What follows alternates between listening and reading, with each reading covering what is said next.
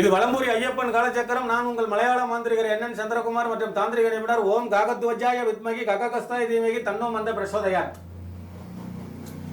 இந்த காணொலி பார்க்குற உங்களுடைய வாழ்வில் அனைத்து நலங்களும் அனைத்து செல்வங்களும் நீண்ட ஆயுளையும் ஆரோக்கியத்தையும் அன்றாட வழிபடுகிற வாராகி இந்த பிரபஞ்சத்துடைய நீதிமான் சனீஸ்வர பகவானும் நான் வணங்குகிற ஐயப்பனும் உங்களுக்கும் உங்கள் குடும்பத்தாருக்கும் நல்லதொரு வாழ்வினை தரட்டும் என்று கூறி இந்த நாள் இணைய நாளாவையுடைய மனப்பூர்வமான வாழ்த்துக்கள். முதல் முறையாக இந்த காணொலி பார்க்குற நீங்கள் சப்ஸ்கிரைப் பண்ணி வச்சுங்க. ரொம்ப அற்புதமான ஒரு தகவலை இப்போ நான் வெளியிட இருக்கிறேன்.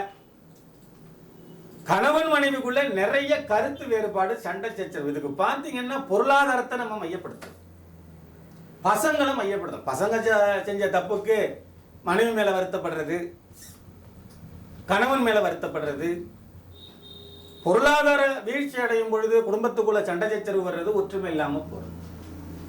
ஒரு எளிமையான தாந்திரியம் கலந்த ஒரு பரிகாரம் இருந்தால் வெளியிடுங்கன்னு கேட்டத்தின் பட்சத்தில் வெளியிடுறோம். ஆனா இதுக்கு நீங்க அவசியம் கொஞ்சம் தூரம் பயணம் பண்ணணும், அப்பதான் இது சாத்தியம். சரிங்களா? அப்ப நீங்க என்ன பண்ணணும்னு கேட்டீங்கன்னா, ஒரு 108 வெத்தலை எடுத்துக்க. 108 வெத்தலை எடுத்துக்கிட்டு வெள்ளிக்கிழமை கால நேரம் அந்த 108 வெத்தலைகளையும் தண்ணி இல்லாம ஈரப்பதம் இல்லாம தொடச்சிட்டு வெள்ளிக்கிழமை கால நேரம் கணவனுடைய பேரு மனைவியோட பேரை சிகப்பு இங்கு பேனாவால எழுதும். ரெட்டு கலர் சிகப்பு மை கொண்ட பேனாவால அந்த 108 வெத்தலைகளையும் கணவனுடைய பேரு மனைவியினுடைய பேரை எழுதி அந்த 108 வெத்தலையிலையும் தேன் தடவணும். 108 வெத்தலையிலும் தேன் தடவி அவசியம் குற்றாலம் போகணும். குற்றாலத்தில் நீங்க 5 அருவி போகலாமா, மெயின் பால்ஸ் போகலாமா, இல்ல வேற அருவி போகலாமான்னு கேள்வி கேட்பீங்க. நீங்க எங்க வேணும்னாலும் போகலாம், ஆனா அவசியம் குற்றாலம் போகணும். ஏன் அப்படின்னா அடுத்தது இதுல ஒரு தகவல் வரும், மிக முக்கியமான ஒரு தகவல் ஒன்று வரும்.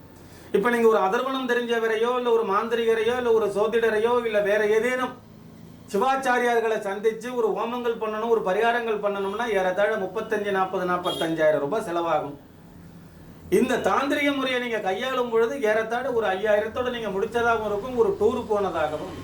முதல்ல நீங்க இங்க வீட்டிலே ரெடி பண்ணிடுங்க. 108 வெத்தலையிலேயே சிவப்பு கலர் மை கொண்டு பேரெல்லாம் எழுதி தேன் தடவி ஒரு கேரி பையில எடுத்துக்கிட்டு நேராக குற்றாலம் போங்க. குளிக்கும் பொழுது உங்களுடைய தலையில வச்சுக்கங்க.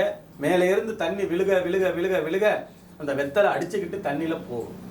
அதுக்கு பிறகு வெளியில வந்து தென்காசி வாங்க. தென்காசியில மிகப்பெரிய ஒரு புகழ்பெற்ற ஒரு சிவாலயம் அங்க இருக்கு. அந்த சிவாலயத்தினுடைய சூட்சுமம் என்னன்னு கேட்டீங்கன்னா, அந்த சிவாலயத்துக்குள்ள அந்த என்ட்ரன்ஸ் அந்த தலவாசல்ல நீங்க அந்த நுழையும் பொழுது காத்து உங்களை வெளியில தள்ளும். அங்க ஒரு சுழற்சி ஒண்ணு இருக்கு. அந்த சிவாலய தென்காசியில் இருக்கிற அந்த எம்பெருமான் சிவாலயத்துக்குள்ள நீங்க உள்ள நுழையும் பொழுது காத்து உங்களை வெளியில தள்ளும். அதை மீறி நீங்க உள்ள போயிட்டீங்கன்னா காத்து உங்களை உள்ள தள்ளும். எப்படி முதல்ல போகும் பொழுது அந்த சுழற்சியால ஏற்படுகிற காத்து வெளியில தள்ளும், அந்த காத்தை மீறி உள்ள போகும் பொழுது வெளியில இருக்கிற காத்து உங்களை கோயிலுக்குள்ள தள்ளும். அப்படி ஒரு சுழற்சி பண்ண ஒரு சுழற்சியான இடத்துல மிக அற்புதமான பிரசித்தி பெற்ற ஒரு தலம். அந்த இடத்துல போய் எம்பெருமான் சிவனுக்கு ஒரு அர்ச்சனை பண்ணிட்டு நீங்க வணங்கிட்டு வரும் பொழுது உங்க குடும்பத்துல என்னதான் கரடுமுரடான பிரச்சனைகள் இருந்தாலும், பள்ளமேடுகள் இருந்தாலும், கருத்து வேறுபாடுகள் இருந்தாலும், புதுமண தம்பதி மாதிரி வாழறதுக்கு ஒரு அற்புதமான பரிகாரம். மேலே இருந்து விழுகிற தண்ணி மூலிகை தண்ணி, அது உங்க தலையிலிருந்து விழுந்து போகும்பொழுது உங்ககிட்ட இருக்கிற கெட்ட சக்திகள் அனைத்தும் வெளியேறிடும். அடுத்தது இந்த சுழற்சியை மையப்படுத்தி கட்டப்பட்ட அந்த தென்காசியில் இருக்கிற சிவாலயத்துல மிகப்பெரிய ஒரு சூழ்ச்சி. காத்து முதல்ல வெளியில தள்ளும், அதை மீறி உள்ள போகும்போது உள்ள தள்ளும். அப்படி ஒரு சுழற்சி இதை அனுப்பிச்சு குற்றாலம் போனவங்க பெரும்பாலும் தென்காசியில் அந்த சிவபெருமான தரிசனம் பண்ணது உண்டு. ஒரு சில பேர் தரிசனம் பண்ணாமல் நேரம் குற்றாலம் குளிக்க போயிடுவாங்க. இதை பண்ணுங்க. உங்களால் முடியலைன்னா வேற யாருக்காவது ஷேர் பண்ணுங்க, அவங்களாவது பயன்பெறட்டும். சரியா?